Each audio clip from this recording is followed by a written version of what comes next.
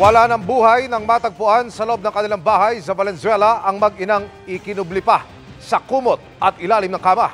Ang mga biktima, minartilyo raw ng salarin. Yan ang aking tinutukan. Exclusive. Paglabas ng bahay ng mag-inang biktima, makikita sa CCTV na binuntutan sila ng suspect. Ilang minuto ang lumipas pagbalik ng mag-ina sa kanilang bahay. Nakadistansya pero makikitang sinusundan pa rin sila ng suspect at sa pagkakataong ito, wala na siyang suot na sombrero. Ilang minuto ang lumipas, muling nakuna ng suspect na naglalakad palabas mula sa bahay ng mga biktima. At noong hapon din na iyon, nadiskubring patay sa loob ng kanilang bahay ang biktimang si Janice Joy Castro at ang 6 na taong gulang niyang anak na si Jare Isovon Jerome. Hindi halata dahil yung anak ko itinago doon sa kumot at yung isa naman inilagay sa ilalim ng kama para hindi mapansin.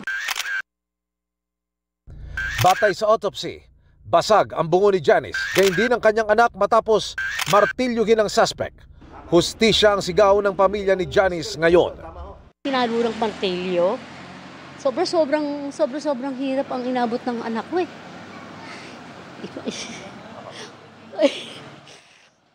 May natagpuan ding damit na nakabusal kay Janice.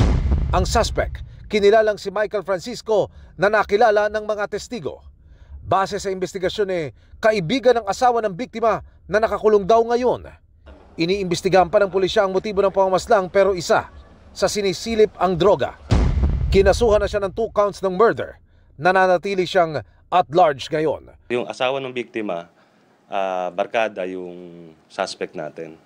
Which is yung asawa ng biktima nakakulong. Anong posibleng palagay ninyong dapat ding imbestigahan ng pulis dito na motibo ho dyan ho sa krimen? Sa drugs po. Para sa GMA Integrated News, Emil Sumangil, nakatutok 24 oras.